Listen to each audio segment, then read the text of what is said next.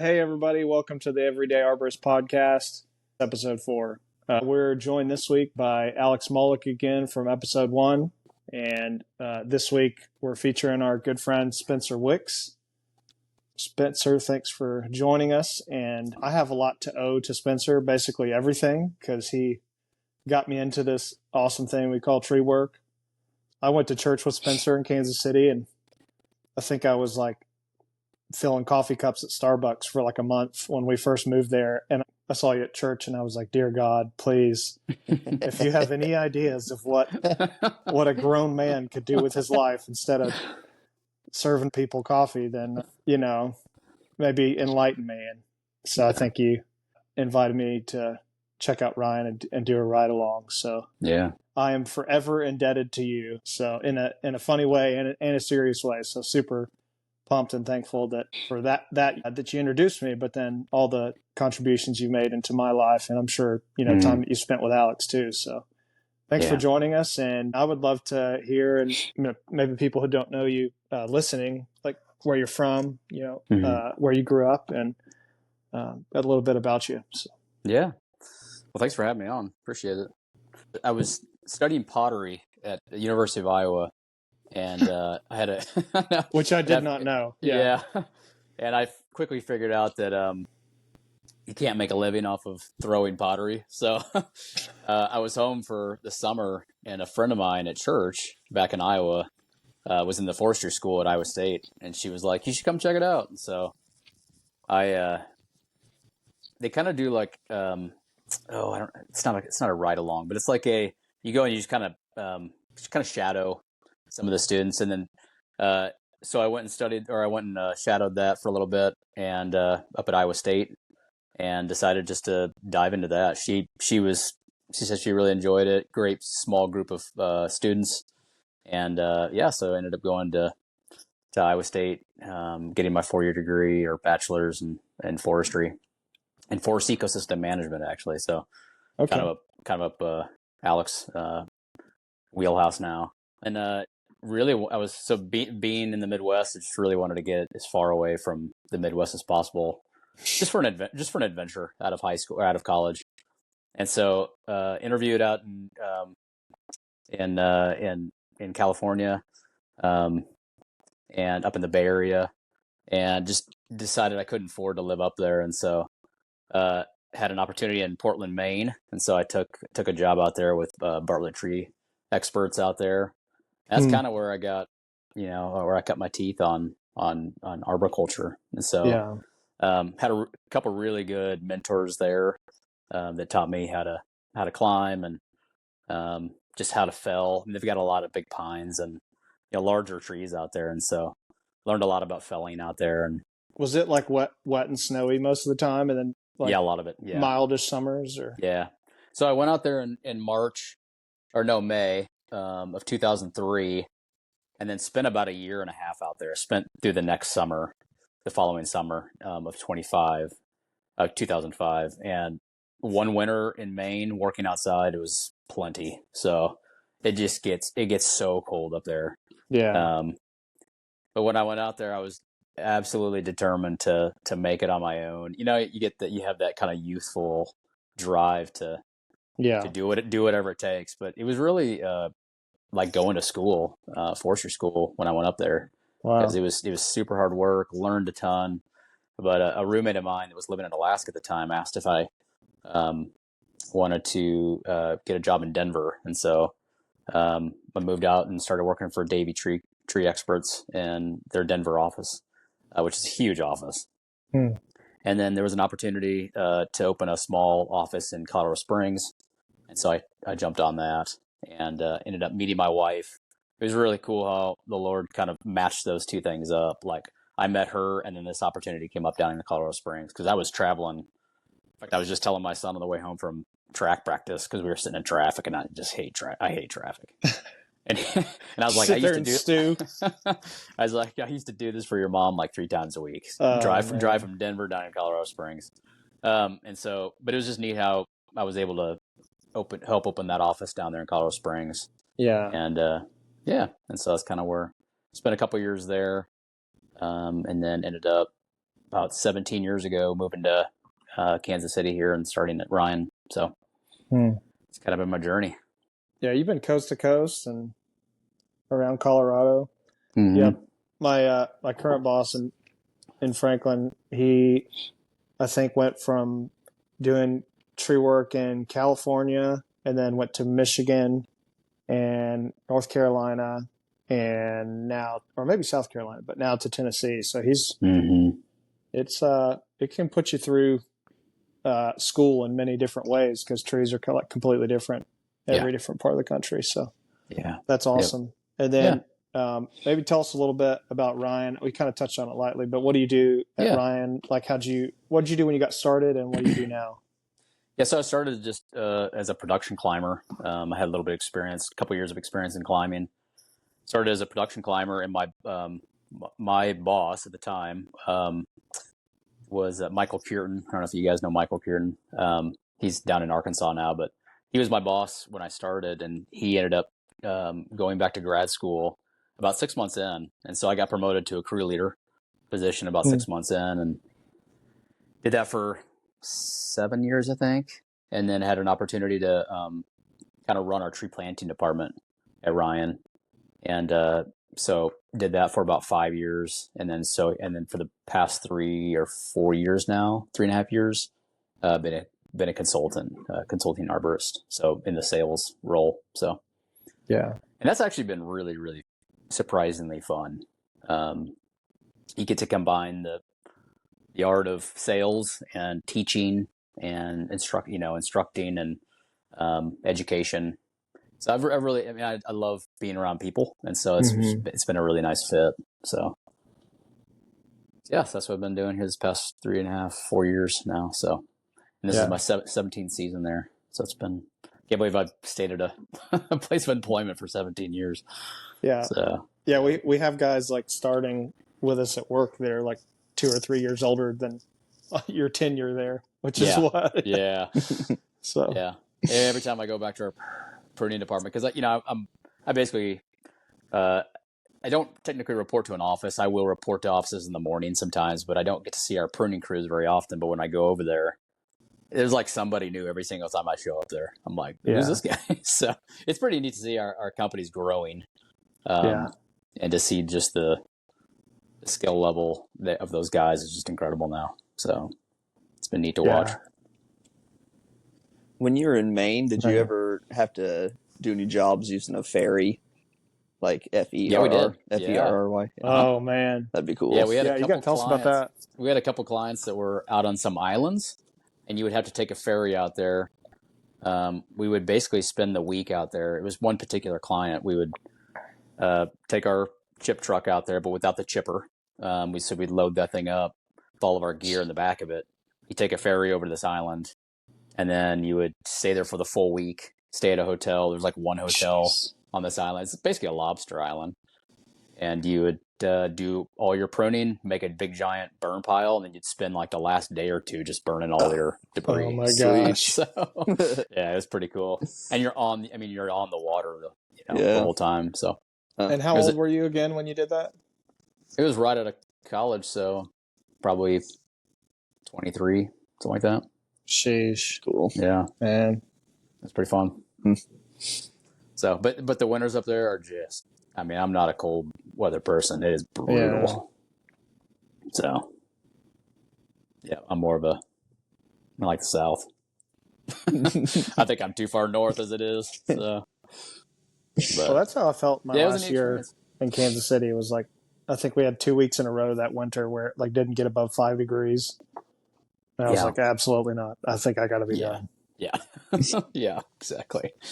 Yeah. When you can't feel your hands, and I just hated climbing in the cold because you couldn't stretch out. You couldn't contort your body, you couldn't be very efficient in the tree. You're just constantly stopping and like trying to warm your fingertips up. Yeah. So it's pretty brutal. Yeah. So I'd rather just be sweating.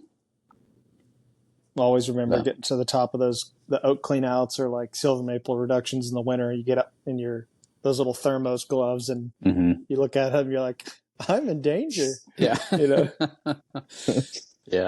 Yeah. I did a job Yeah, this winter where I had to pull my glove off for some reason up in the tree, like to work a carabiner or something, and accidentally dropped it. And Oh no. it was like 12 degrees and with a strong wind chill. And I was like, well, we're just going to do it. It was, I almost like couldn't grip my saw. It was just like, it was so cold that I was like, I'm just going to do it. Yeah. Yeah. Those are the days where you wonder why you're doing it. Yeah. Rather be sitting by the fire and get a cup of coffee. Exactly. Yeah. Should have been a stock options trader or something. Yeah. That's right. Oh my gosh. Yeah. So yeah. I can't remember, did we ever all three work in Shawnee in the shop together? Like, I can't remember if we ever crossed paths where the three of us like shared that office. I think we did. I think we just were part of different crews, probably. Yeah. I might have been doing tree planting while you guys were pruning. Yeah. So maybe I saw you in the morning or something like that. Yeah. Man. So I will always look back on those days as like the original Power Rangers or like the original Avengers all in one room together. And we had, I mean, just a great crew. Shout out to John Roth is probably going to listen to this. He's a legend. We need to have him on the podcast. You do. Brooks and Tony definitely is not going to listen to this, but you know, shout out to Tony for being the ringleader of us all. Yeah. So, I think sometimes we'd walk in and he would just shake his head. These guys. Yep. But he was great. He was great. Yeah. Yeah. I so many times, like as I'm getting older and it sounds strange, but I can kind of see my retirement in the future, but it's still like 17, 20 years from now. But I'm feeling it as it comes closer just because I've spent this last 17 years at the same place and it went by really fast. But I look back a lot of times on those days and I'm like, I couldn't have picked a better industry. It's been so fun. Every day is an adventure. The camaraderie you build with everybody, friendships you build. I mean, when you put yourself in a position where your life's on the line, you know, you really build pretty strong bonds with the guys around you, and girls.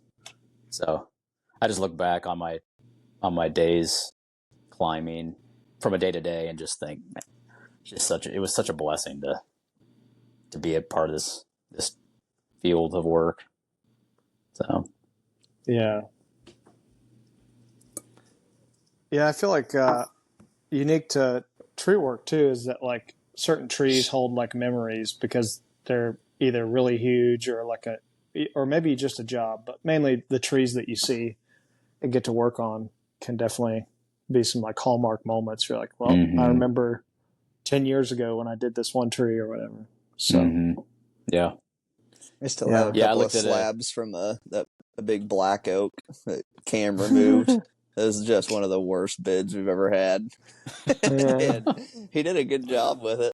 And he like just skinnied the whole thing up. And at the end, I had him leave the top and I just dropped it right between the two houses. Yeah. I shouldn't have done it. Because it was like 4:30 in the afternoon, and it was like there was an air conditioner on the downhill side of it, and I think he put a little like 12-inch stem or something. I think we still have the video, but he put the stem beside the AC in case it bounced. But it was a perfect fell. But yeah, that tree was huge, man. Yeah. I got it slabbed out, and I've been using it for some stuff, so that's been fun. I actually built a rack for my bows out of it this winter. That was fun. Looked good. Does it still have that kind of bluish yellowish tint? Yeah, it's got some mineral streaks through it, which is cool. Yeah. I don't know what it was from, but yeah, there's just like some almost dark blue streaks going up through it. Makes some nice grain on it. You'll see iron injections will cause that could have been at least the butt end of the base of the tree will turn blue. Yep. Where you do the injection sites. Yeah. I don't think we had a porta wrap to start that tree. I think either Jeremy, the guy that worked with us, or maybe I don't know how it ended up, but somebody ended up with the porta wrap in their trunk, and so like we were starting the removal, or maybe we need a second porty.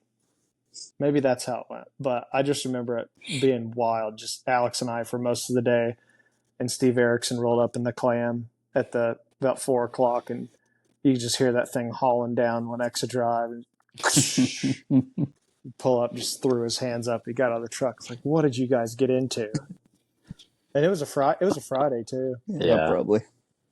That was right at the beginning of COVID too, because I remember Steve came in the backyard and I held my breath when he went by, so I didn't breathe on him, give him COVID, so I didn't kill him. That was right when it first happened, and nobody knew what it was going to be like yet.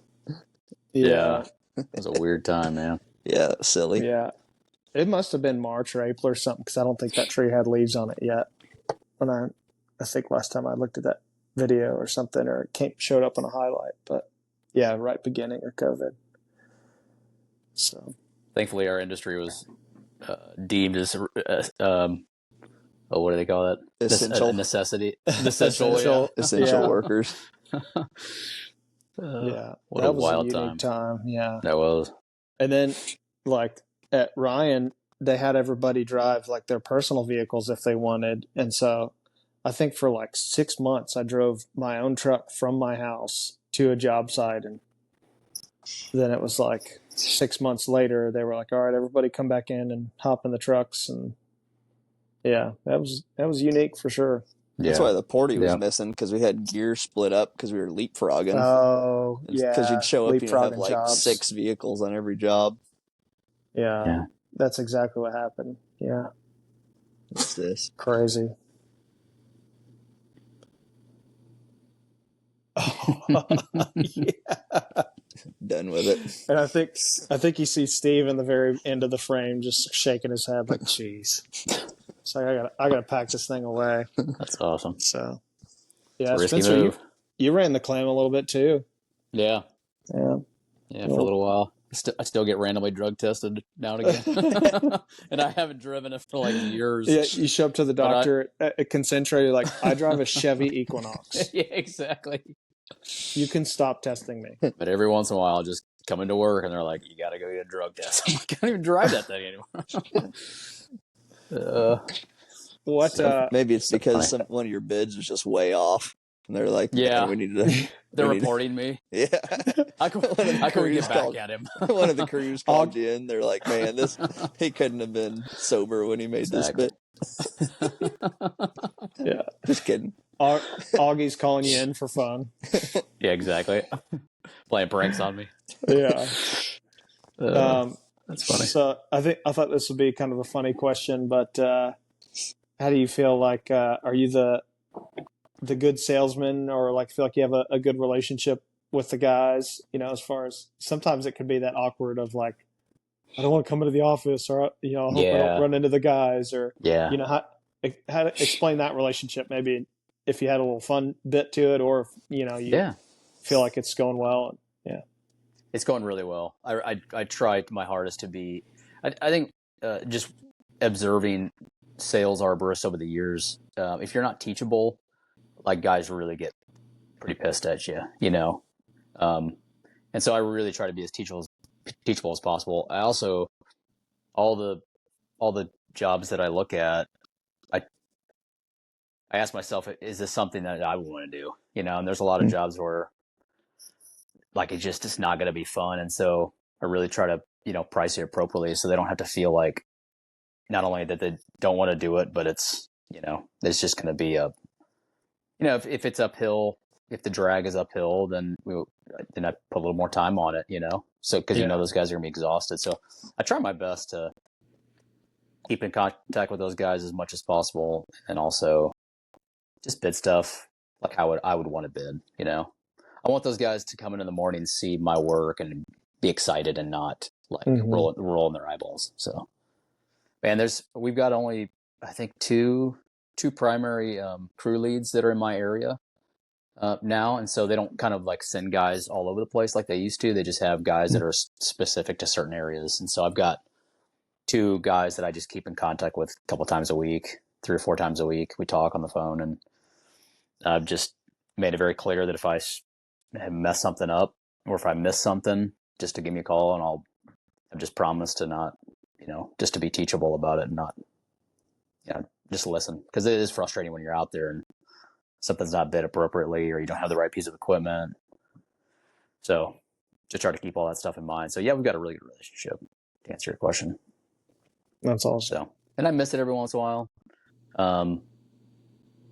But I also hit it out of the park sometimes, and they'll call and say, this was a great day, things like that. So that's encouraging as well. They don't just call for the bad stuff. They call for the good stuff too. Yeah. It's good. Yeah. Yeah. Yeah, it helps to have a two-way conversation, because that is especially if you're in a production environment like that, there's always it's just a place for people to butt heads. So I think if you're proactive like that, that goes a long ways.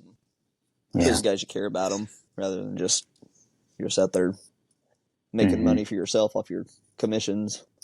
Yeah. Like that goes a long way. So it's good. It helps that you have more dedicated crew leads there too. Yeah. Yeah, it does. Yep. Otherwise, and it helps you be able to dial in, to their methods, and because people do things differently, and how they do something might make a certain, pruning task go more efficiently, but a removal will go more slowly, or vice versa. So it helps to really dial in with that. That's nice. Yeah. Huh. Yeah, and I'm setting an expectation that those guys have to follow through with. And so if I don't set that expectation correctly, then it just puts them in a really bad position. So I really try to undersell, actually. Sell it, but undersell it. And then they usually come behind me and do a way better job than I sold. And so that just equals a happy customer, usually. Yeah. So what route do you have? Have you changed that, or are you still in a similar route when you started? I switched maybe 2 years ago over to the whole eastern side of this metro. So I've got like Lee Summit and Grain Valley, up to Independence, basically down to like Raymore. So it's a pretty decent sized territory, but it's there's a lot of opportunity out there too. You have a lot of like a mix of newish like to oldish homes, like or what's the canopy like out there? Pretty. I'd say it's in the medium age group. It's not. I mean, there's parts of like Independence that are really old. Some really old mature trees. But then you get down to Raymore, and it's like a new development. Yeah. So it's kind of all over the place. So, but most of it, I would say, is kind of in that 30 to 40 year, time frame of homes and trees. So, yeah, nothing huge, but certain little pockets of town are big, but nothing like Mission Hills or Prairie Village, where stuff's been around for a really long time. Yeah, I feel like Olathe was like that when we would do stops down there. It's like the north part of Olathe, you could get into some like pretty semi-mature, to mature trees, and then, 5 blocks away, you could be in a new development that's like has a bunch of 10-foot red maples, Yeah. So. Yeah. Yeah. Nice. How's that for you, Alex? I guess you're selling and then you're going and doing the work. Yeah. There's a little more leeway there, but yeah. Do you get mad? Do you find yourself getting mad at yourself? Oh yeah, I have fights with myself every night. Forgot you bid it the way you did, and you show up and you're like, write myself an email and like, you messed this up again. Yeah. Yeah, there's still stuff. I'm trying to think of when I messed up recently. I haven't really. There's only been one job I actually lost money on, like legitimately paid somebody to be there, paid somebody for the privilege of removing their tree. I can't remember what I did there. Wound up needing, I don't know, it doesn't matter. But I've got it.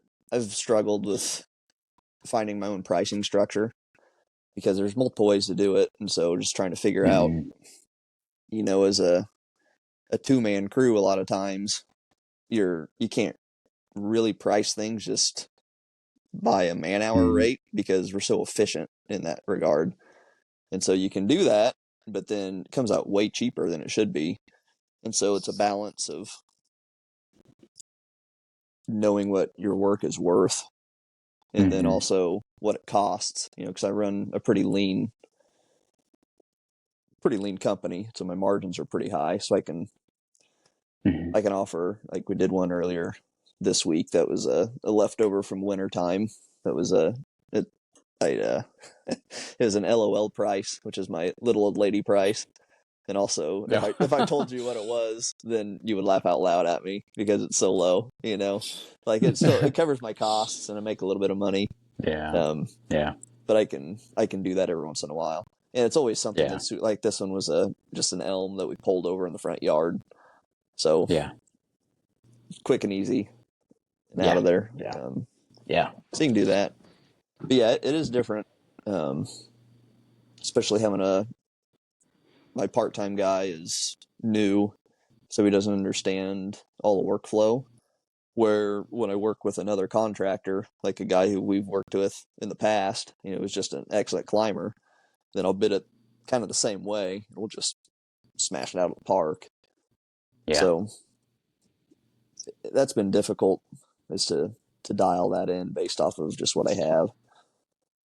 But yeah, it's been interesting.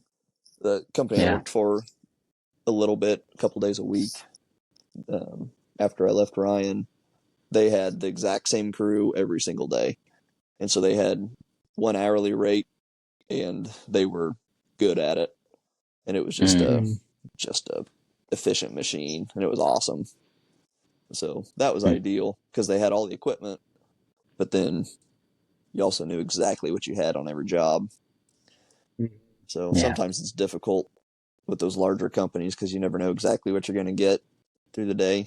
The difference between having a 65-foot bucket and a 75-foot bucket might make or break a job, So, or not having a lift on a job that might need it, or a crane or something. So it can be kind of tricky in those situations. And even, amongst climbers, if you get just a stellar climbing crew, then another crew is maybe less experienced. It might take them, an hour and a half longer on the day. So that's a tough spot to be in as a consulting arborist. But so it's easier on one hand and just a little more difficult on others. Well, back to what Alex was just saying about when he got to work with that company a couple of days a week. It kind of makes me think of, there was a phase in time where Alex and I was working at CHOP and he was working with that company a couple of days a week. And so we were both doing some heavy hitting stuff each day. With I remember one specifically, you had that huge oak that would have it like metal in it at that cemetery. You guys had like a semi coming to pick it up. So it was fun, sharing those big jobs, memories we had, and some stuff we get into. So Spencer, is there, like, through the years that you've had, any trees that stick out or jobs that you have a big memory of, or fond or bad memory of? I don't know, either one. Yeah, it's funny. Like, we've got, I think Ryan services like 35 or 40,000 people in their metro. And I can't remember anybody's name, but if I saw property or the tree, I remember everything about it. Right. But yeah, there's so many. One that sticks out to me, we were pruning this lady's front. I think she had like a hedge maple in her front yard, and we were pruning it, and she wanted to be a part of the pruning process. So she came out and she's like, before you make each cut, I want to ask the tree if it's okay if you make this cut. And I was like, all right. And so she would like kind of put her head up next to the tree and just like be real still. And she'd be like, all right, you can cut that limb. And then I would cut the limb. I'd cut the limb off. And then she'd be like, which one are you going to cut next? And I'd point to this one. And she would just like kind of put her head up next to the tree, and she'd be like, okay, you can cut that. Like, and I'd just make another cut. And in the meantime, Augie's in the background, kind of hauling debris out of the backyard. And as she like leans in to like kind of listen to the tree, I'm like trying to like wave Augie over, like, you got to come check this out. Like, no one's going to believe me if I say this. So I was like trying to like behind her back, like wave him over. And I think he just was like focused on getting debris out of the backyard. But that was definitely one that stood out. And like the second it was over, I was like, guys, you got to hear this. So that was definitely memorable. Man. Another one too, like early on in my career, it was in Colorado Springs. There was in between two pretty tight houses, and it was a silver maple, pretty big silver maple. And I was just kind of cutting cookies, and we weren't rigging anything. I was just kind of cutting like, maybe foot height cookies and just kind of sliding them off in between these two houses. One of them slid off, hit one of the cookies down there, and it just shot sideways into the side of the house. And I was just like, oh my gosh. And so I came out of the bucket truck, I knock on the door, and it like went inside the house. And and it's, it was like 28 inches in diameter probably.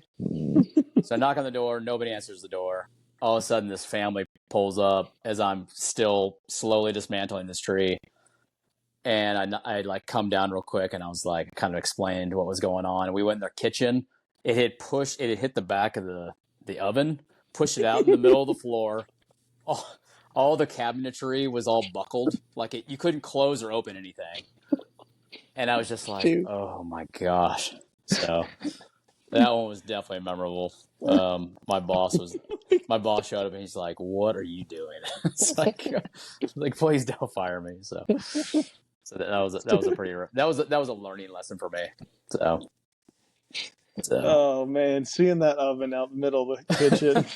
we walk in right around the corner into the kitchen. It's just like it's in the middle of the floor. Like it just pushed it out real far. all the cabinetry was just all like bowed out and buckled. But I mean, there's been a lot of really great climbs. Every tree is like a puzzle, It's like you're trying to figure out angles. If you're rigging things, dynamic loads.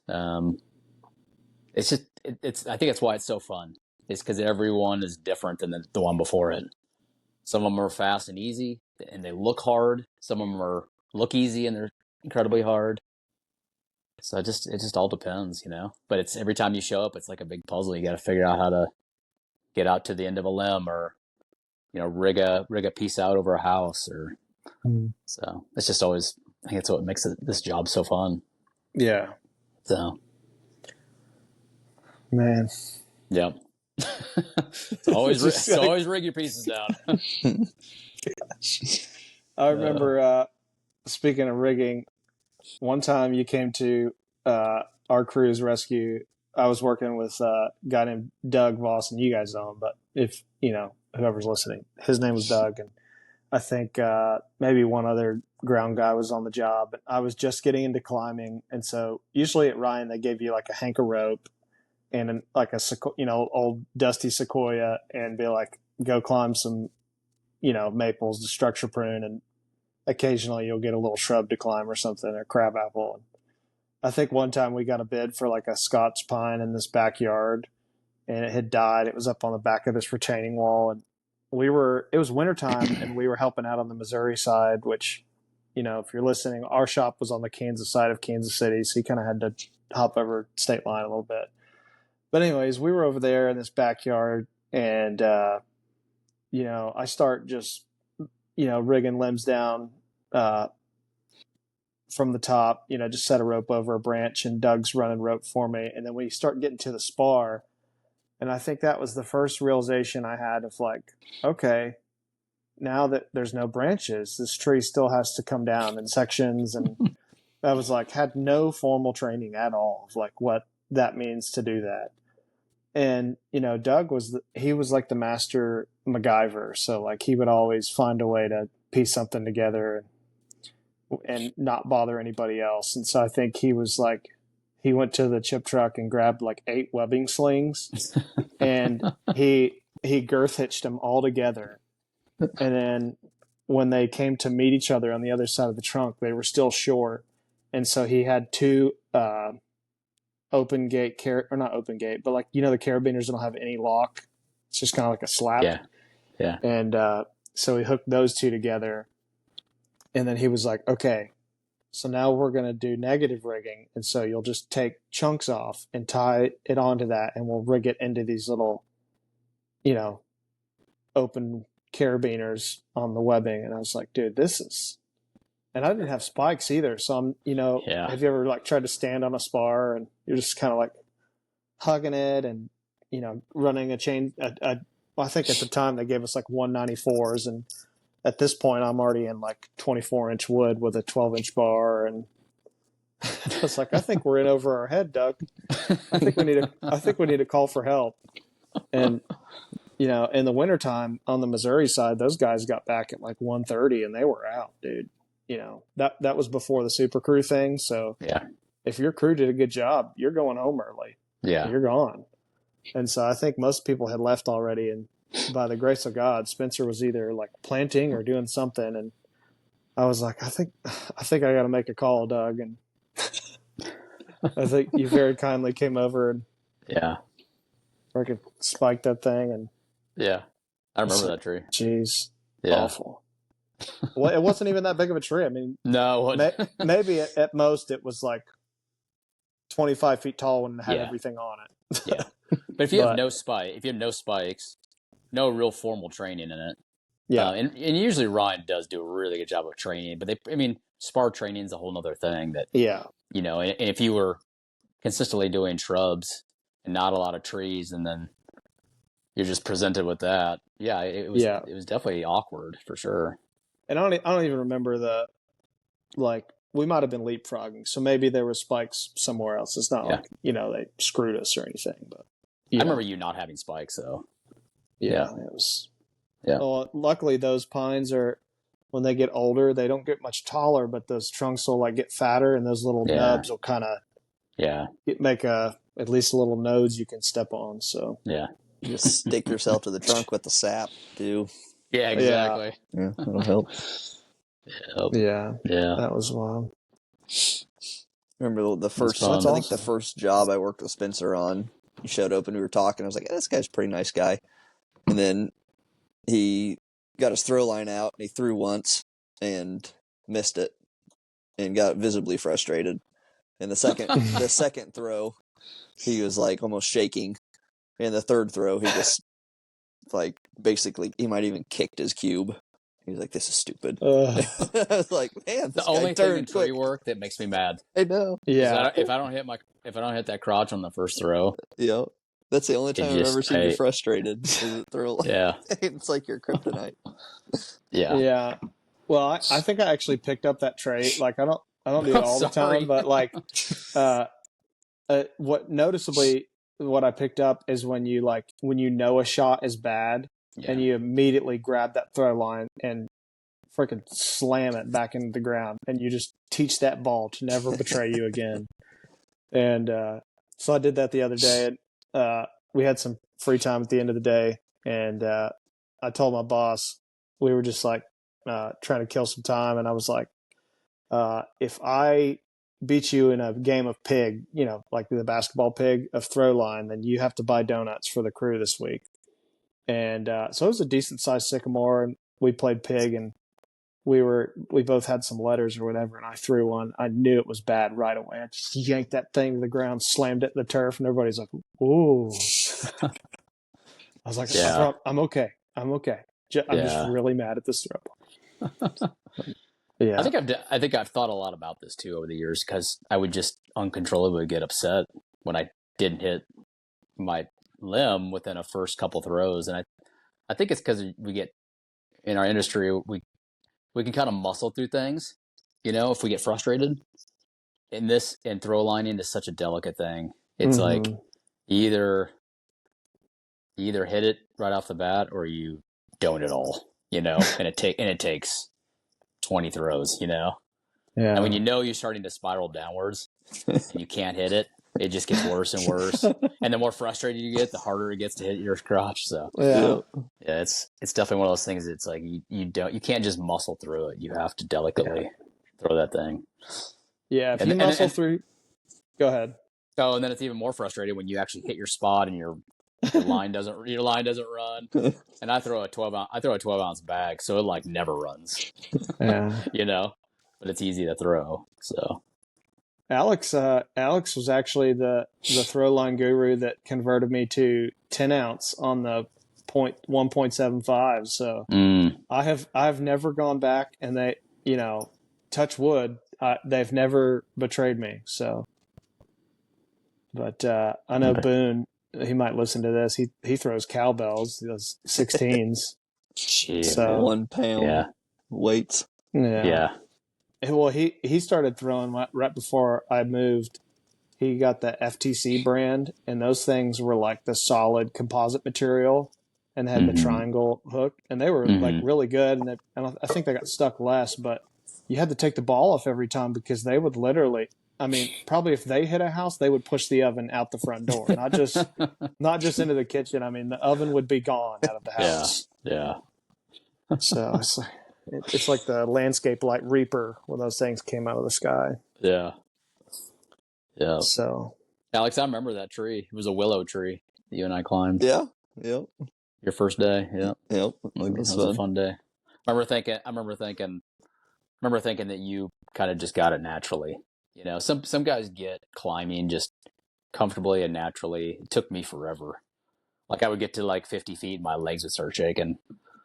And but some guys are just really proficient at it, and it clicks. I remember climbing with you the first time and thinking, like, he's got it. Like it's his first time up here. So yeah, it's fun. Willows are not fun to climb either. No. Yeah.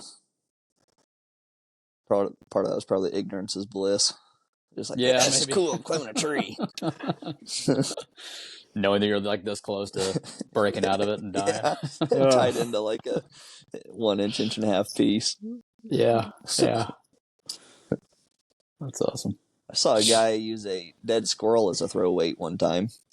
There's a fun fact for you. We were working up at a lake, and he just dropped. This is years ago. This is before I was in tree work. This was like, I think I was in college working the summers for a guy who I mowed yards with in high school, and it was one of those guys who works at Asplin and then would do side jobs on the weekend. And he just felled this hickory, and there's a squirrel in it, and the squirrel met its demise very quickly. And his next tree he had to remove. He threw into it. And I don't know what happened, but his throw line, his bag just went sailing off and plopped into the lake, like very dramatically. you just watched it and just bloop, like way out there. And so then, we don't know what to do. And he looked down and there's a squirrel there, and he's like, "Oh, that'll work." And there's like a girth hitch around the middle of the squirrel, and just it was like second shot, nailed it. I was like, "That's amazing." I don't know much about tree work, but I don't know that's what's a squirrel weigh? Pound or so? Probably, 18 ounces. I'd say 18. It's an 18-ounce bag. I'd go for the baby squirrel. Yeah, more than a pound. It's an FTC squirrel right there. Yeah. It is kind of shaped. It's kind of shaped correctly. Oh, they're streamlined. Yeah, they're meant to fly. Yeah, they're meant to fly that's through true. trees. Yeah. Yeah. I wouldn't recommend it, but that worked. That reminds me. Speaking of squirrels and throw lines, so you guys remember Ben Lennemeyer? One time I was on a job with him, and he walked up to this oak tree. It was like just a clean out with some clearance on the house side, whatever. He gets into the front yard. First shot, the ball goes to the dead center top of the tree and hits a squirrel. Like it had to be 80 or 90 feet, like the shot, and snipes the squirrel. The squirrel falls out of the tree, just bareback. Not even preparing itself for death. Hits the ground, and then like flips back over, kind of zones back in, and then takes off. And then it was like me, Ben, Andy Jones, and we all looked at each other like, "Oh my god!" So was it purposeful, or he just missed his spot and hit a squirrel? Who knows? I don't think you can. I mean, that's a pretty good shot if you can snipe one of those. Yeah. So I bet you could do it. Yeah. I mean, if you can hit the small crotch of a tree, 70 feet up, probably hit a squirrel. Then you can use it as a throw weight once it's down. So if I go on that show alone, I'm bringing a throw cube. Yeah. What's three things that you feel like a tree guy would bring into the wilderness to survive on Naked and Afraid. We'll say that. Well, maybe you might not be able to bring stuff with you in that on Naked and Afraid. Okay, so just a survival show then. Alone, yeah, because you get 10 items on Alone. Okay, so let's bring it down to 3 for sake of time. You get 3 items.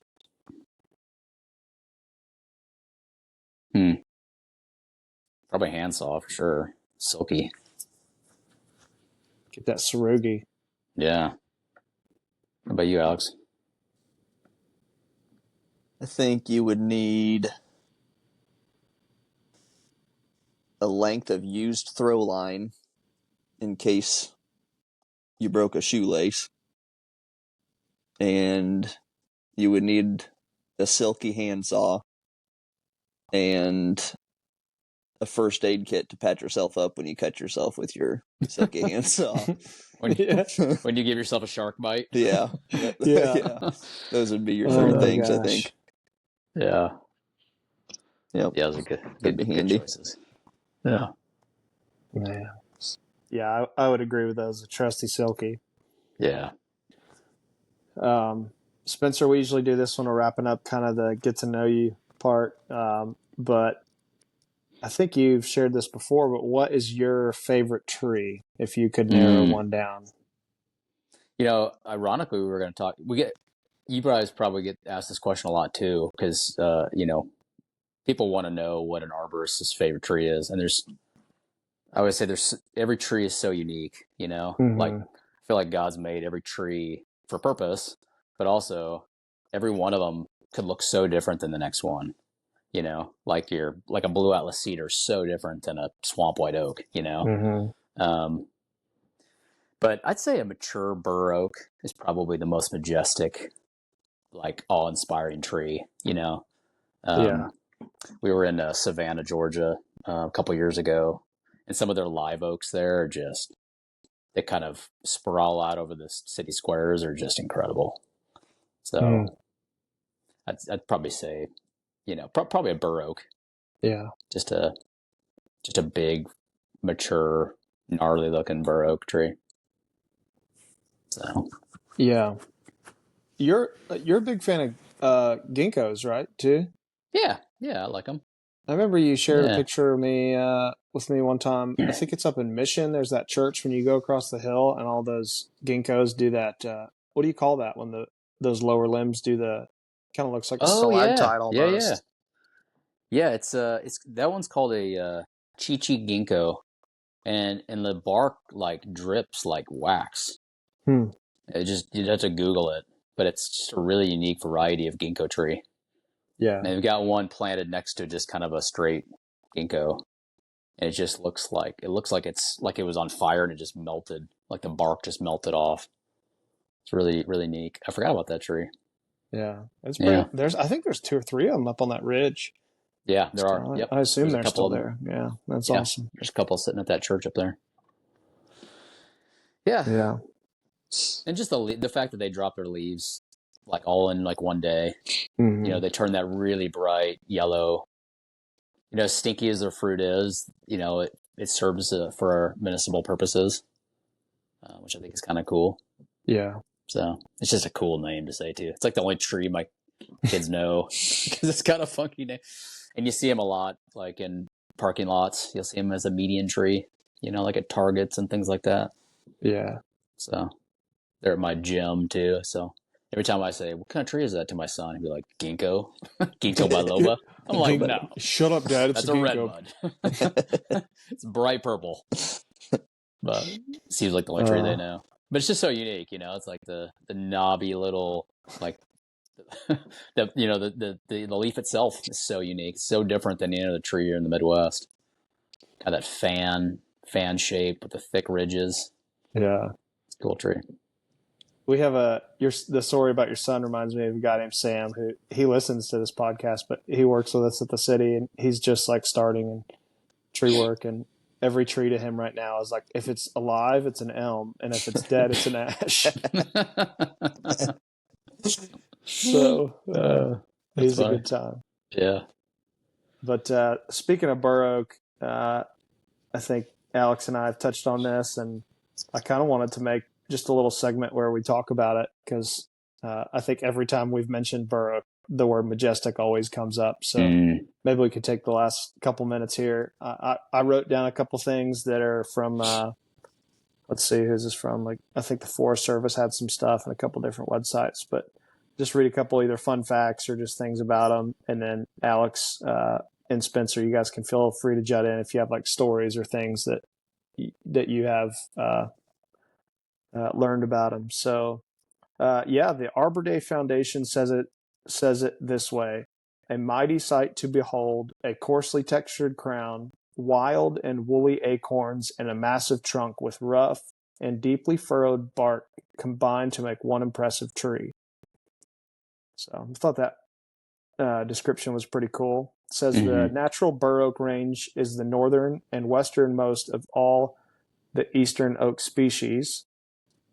Slow growing with mature heights at 70 to 80 feet and a spread of 70 to 80 feet, which I feel like that's conservative, but yeah, I've seen some pretty big ones. Yeah.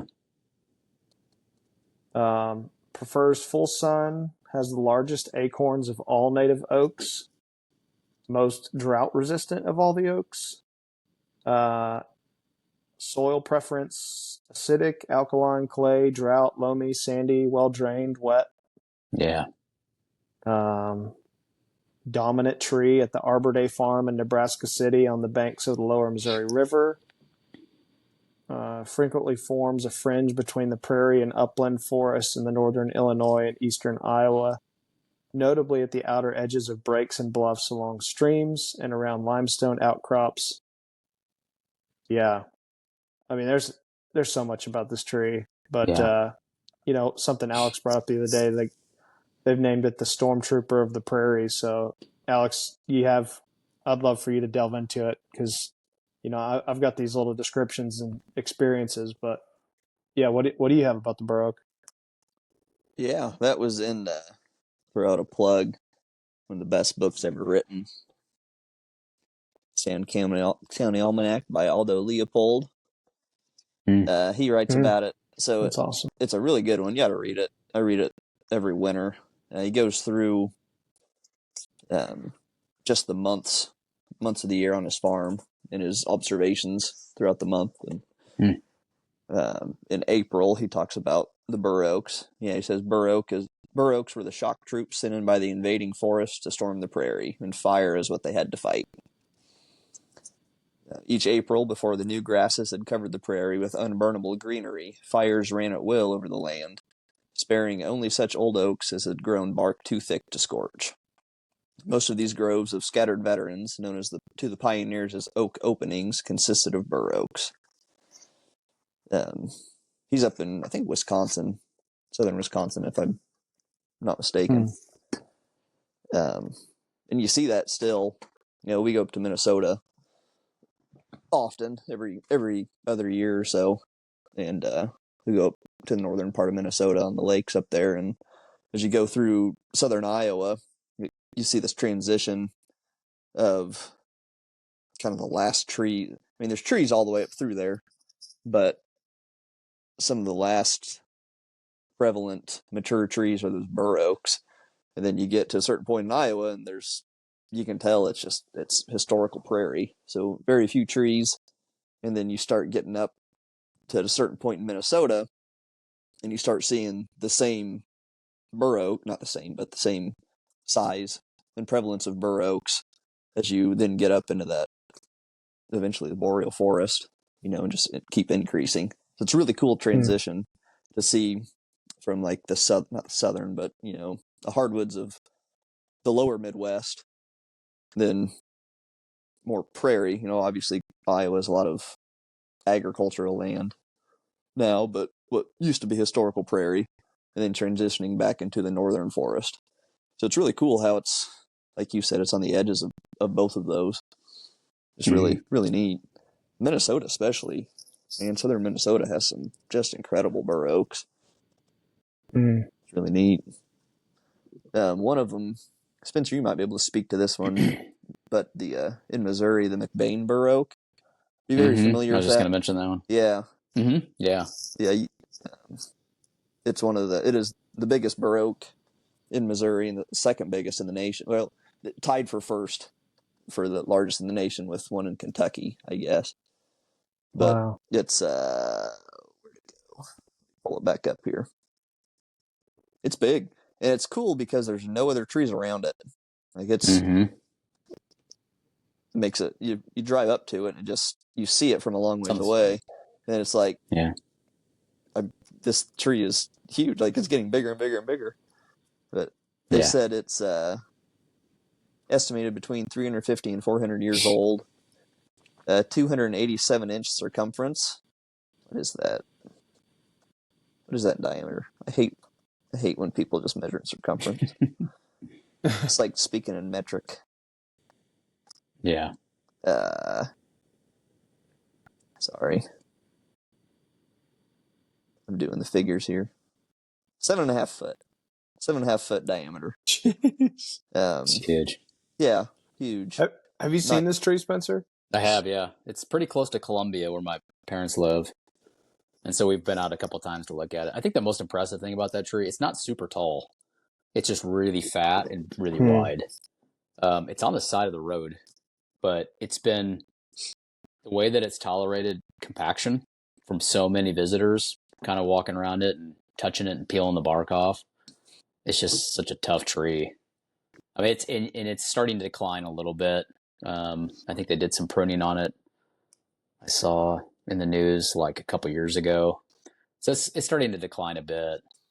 They probably need to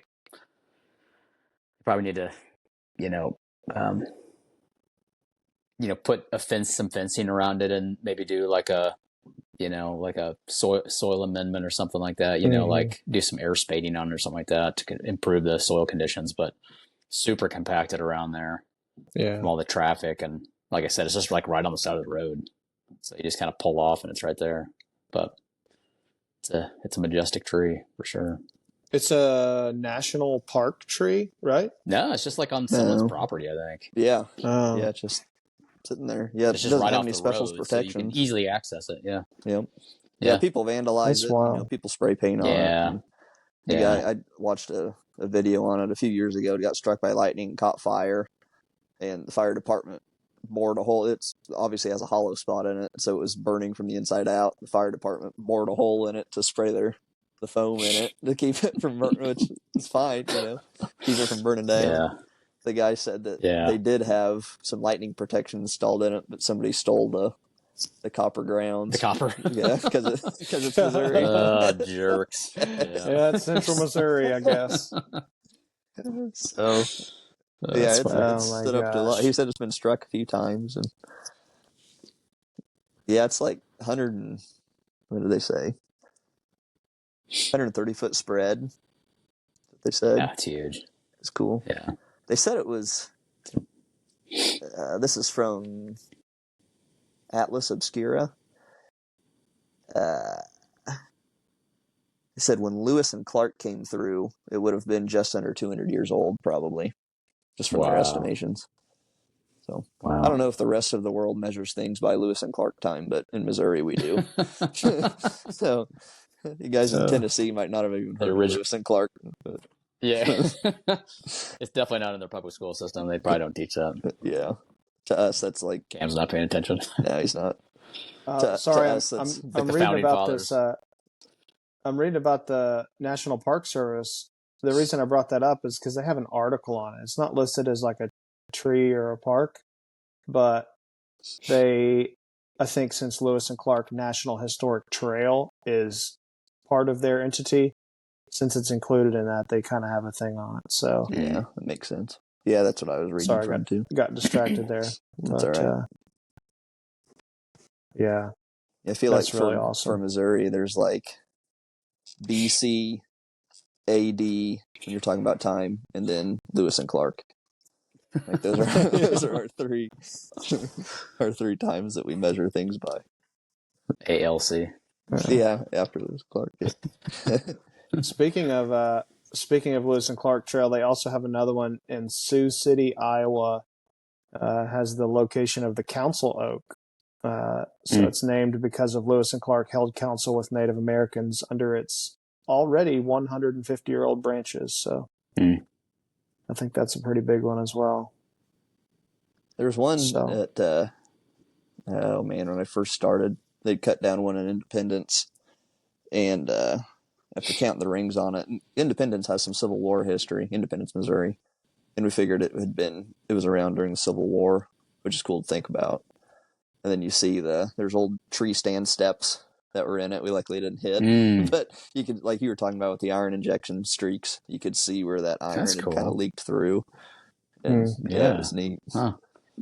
So that's cool. They're pretty cool. I worked on one probably 3 years ago now that I had to physically cut a tree stand out of because it had just started to eat the stand. And this is like probably a 20-inch diameter tree. And I would guess if it would have just kept going, by the time it's 4 foot in diameter, that tree stand would have been completely encapsulated inside of that tree. Because it had already eaten the chain and just like nomming on it. Chewing it. Slowly. Yep. There's still a couple monsters out there in West Shawnee, like our northwestern area. I remember working on some backyard properties, and I think John Roth was there with me on one huge oak tree. I'll put the tree on maybe Instagram or like in the cover of this, but I mean, I'm sure all of us have seen some big ones around that area that are super awesome. Yeah. Yeah, usually I did a consultation with a lady. Go ahead. Yeah, exactly. Well, they're so tolerant to, like we said, compacted soils and, wet areas, dry areas. But I was doing a consultation with a lady here recently, and she had one that the HOA owned half of her tree, and then she owned the other half, massive, sprawly Bur Oak. And she kept wanting to look at something else, and I kept like, oh, let's go look at this tree. Like trying to explain to her how majestic this thing was. Yeah. And she just didn't care. She was like, it was one of those moments that I was like, no, you have to understand. This thing is gorgeous. Just look at it, I know you don't know what you have here, but so it's kind of funny. I think Bur Oaks do so well because they are, they're a savanna species. I think kind of talked about this in that first podcast. And we talk about the urban forest a lot, but in reality, a lot of places, at least in the Kansas City metro area, are more like urban savannas. So, which is essentially a type of woodland, but in a forest, all of your trees are packed in tighter, and they tend to have more upright growth patterns. And you plunk even like a pin oak or a silver maple is a pretty good example, I think. You plunk a silver maple out in the middle of a field, and it's going to spread out and have a more outright. What's the excurrent versus concurrent? I always get those mixed up. Yeah. I'm talking decurrent, about decurrent, excuse me. Yeah. And that's where they run into a lot of problems. But a Bur Oak, man, it's built for that. And so it's built to withstand those winds, and it's one of those species that just doesn't cause you many problems because it's used to all kinds of things. Yeah.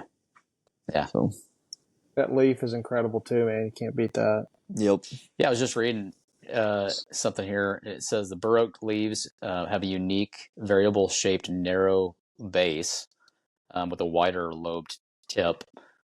This wasted design may reduce water loss, helping the tree thrive in Iowa's dry prairies and make them more instantly recognizable. I thought that was kind of cool. Yeah, that's cool. The tapered base of it helps it retain moisture. Yep. Well, like such a long leaf and like wide, like near the end of them. I mean, the shade that they cast is insane. Yeah, really cool. I tried to. Go ahead. No, there's a thickness to the leaf too that indicates that it's it's a little more drought resistant too, which I think is kind of cool. It's like that glossy, waxy, thicker leaf. Yeah, they get that almost a leathery dark green in the late summer, and you're like, yeah, you've been through it, dude. Yeah, I've got a couple pictures of ones that I've climbed with Brandon or Alex, where it's like you get like a morning dew or it's rain the night before. You get out there, it's just like a steam jungle inside because all those, your glasses immediately fog up, take them off, and you're like, this is insane. I'm not gonna rainforest inside of, I'm only 40 feet off the ground. It feels like I'm in the Amazon. Yeah. Yeah. Really, really cool trees. I told Alex we're going to have to do a whole nother episode on like food and wildlife, like what trees offer for wildlife, because he's has a lot of knowledge there. But Bur Oak acorns says here from the Forest Service that it is the preferred food for wood ducks, wild turkeys, white-tailed deer, rabbits, mice, squirrels, and other rodents.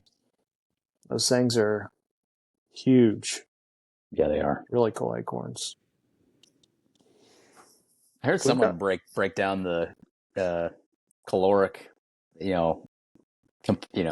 whatever's composed in the acorn itself, and it's like 100 calories or more, something like that. There's a lot of nutrients in one of those acorns, So I can see deer and turkey and wildlife really benefiting from some of these giant acorns.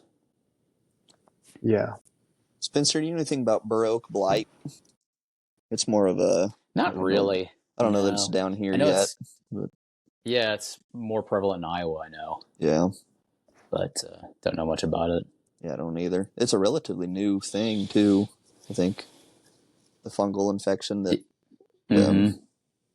yeah, kind of interesting. I remember hearing about it like in like the early 2000s in Iowa. So it's been around for a little while.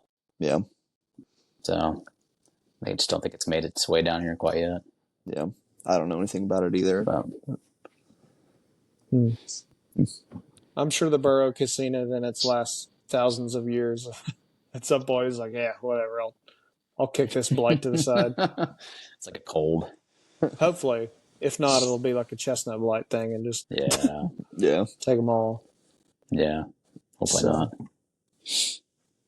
But anyways, that was kind of fun to learn some stuff about that. And I always love talking Bur Oaks. So I tried to bring some leaves to the podcast from a street we were working on today. Or wait, I got them on Monday, and I sat them in the bucket truck, and they all like wilted and everything. So it didn't work out. So I don't know if you can see this good or not. I forgot I had this back here. I just have random pieces of wood laying around the house. This is from a Bur Oak we'd cut down this year. Oh, man. You can see how tight those rings are at certain points. Like the first, I don't know what that is, 30 years of its life, right here. And then I don't know what happened. I can't remember, from the forest, and it just exploded. And really started growing. This kind of... Man. It's pretty cool. You need to take a picture of that and send it to that group text we have. That'd be awesome to see that in a picture. I keep a bunch of like these. Like a time capsule. It is, yeah. It is. You can kind of see what happened during those years. Yep. Bur Oaks are cool because they can be really kind of repress or suppress if they're growing in an upland environment with other trees around, and grow more. We're talking just tall and straight and skinny like all the others. And we had one about this size, and it was like 130 years old, just because it had been smashed into something its whole life. And this one was, like 80 or so. So I try to keep these. It's better than keeping, whole 24-inch cookies laying around. Yeah. I need to label them or something. Honey, so I hope you don't mind. I'm going to keep all these cookies in the house. It's like that old lady that's like, can you leave a big section of tree? And you're like, you're not going to want that. And then you get a call a week later. Hey, could you come pick this up? Yeah. It weighs like 600 pounds. Yeah. Yeah, I like keeping those. I think that's cool. Yeah. It smells good. Yeah. That's a good idea. Just take a little, like a pie slice out of it. Yeah. Yep. Yeah, you just kind of keep it. I keep a bigger piece, and then as it naturally checks, you just follow the checks in it and split it out. Cool. I haven't done this one yet. I forgot because I forgot it was here. But then you'll sand it down, and then just spray a clear coat on it. And then it really makes that grain pop. And that's cool. Man. Neat. Yeah, I'll have to do that. That's awesome. Yeah, it's fun. Yep. Well, cool. I thought that worked out well. Loved chatting Bur Oaks with you guys. Spencer, thanks for hanging in with us and talking a little bit about yourself. And I have enjoyed it for sure. One last thing before you go. The three of us, we love Jesus and follow him. And I thought it would be cool to ask you, I look up to you a lot, as a tree guy, but also first things first, I met you at church and have always looked up to you as a man of God. And so if you were to link all these years of tree work and your faith together, what do you feel like one theme or thing that God has taught you in this over this span of time? It doesn't have to be like elaborate, but yeah, whatever. Yeah, it's hard to not see the diversity of trees in the landscape and not think that someone created something so intricate and so masterfully, just with the ecosystems that they, speaking to the Bur Oak, just the ecosystems that it supports, and like the shade that it cast for all the pioneers that came through prairie lands, and all the animals that rest underneath it. So it's hard to not be in our industry and not see just the magnificence of how God's created each thing individually. Now I always kind of equate people and trees similar to one another, and that we're all the same, but we all have strengths, weaknesses. We're all differently made. There's no other Cam out there. There's no other Alex out there. And it's not, when people ask, what's your favorite tree? It's like, I like them all, because they all have a special, unique characteristic to it. And that's kind of how people are, it's like we're all different. There's nothing better than the next one. It's just that one's perfect for a specific purpose. So, it's just hard not to be in this industry and not really look at the details and not think, oh, there's a creator behind this. So, yeah, that's awesome. Thanks for sharing that. I think that is cool. You think about the idea of like trees kind of helping play a part of like the story God's writing through humanity. That's really cool. Yeah. And we get to climb them. Which I think is fun too. So it's like we get to be little boys and climb up in these things that God made. I always thought it's kind of neat that we have the opportunity to like get away from people by just climbing up in the tree. It's like, you can't follow me up at the top of this thing. Yeah, you can't come up here. You might want to scream at me, but I'll be up here. I can't hear you up here. What? Man. I appreciate you, both of you guys. It's been fun working with y'all over the years. So yeah, for sure. Alex, thanks for joining us again for a second time, and more to come. And Spencer, you're always welcome back to hang out, do some shenanigans, whatever.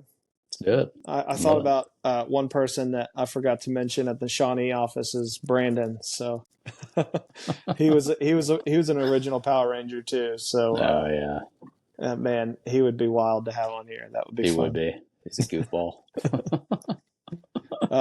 One quick Brandon story, just for the laughs, is one time he showed up to a job. You know how he'd always have like house tools in the back of his truck doing projects, and that little white Nissan he had, and it was a reciprocating saw, like a little Craftsman, and it was an oak clean out. And I think maybe it was during the COVID times when everybody was driving their personal trucks, and I was already up in the tree, deadwooding, and I was like, Brandon, I bet you that you will not go up and deadwood this tree with that reciprocating saw. And if there's one thing to know, is like, you never dare Brandon to do anything, because he will do it. He's up for any challenge. And sure enough, I'll have to find the picture. I think I still have it. He went up there, big old limb walk, cut like a 4-inch diameter dead piece, huge piece out of this tree.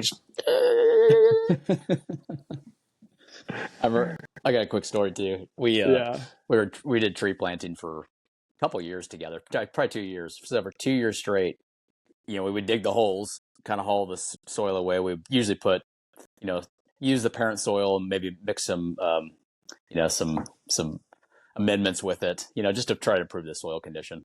But we would always end up hauling all the soil away. Well, he would take it home every single night.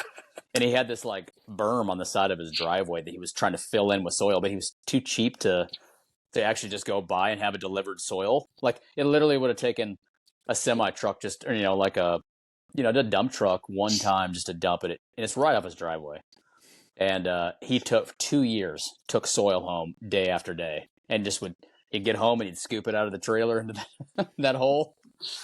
So I said, you've got a berm that's got soil from all over the city, like a little bit of soil from here, a little. So he's got to have a full-grown arboretum now at that house, because he would, every time a client was like, I have this half-dead or three-quarters dead thing, he'd be like, I'll take it and nurse it back to life. Yeah, I'm sure he does. We had a red climb at my house a couple of years ago, and I've got some pawpaws down there, and he knew it, and he showed up with a shovel.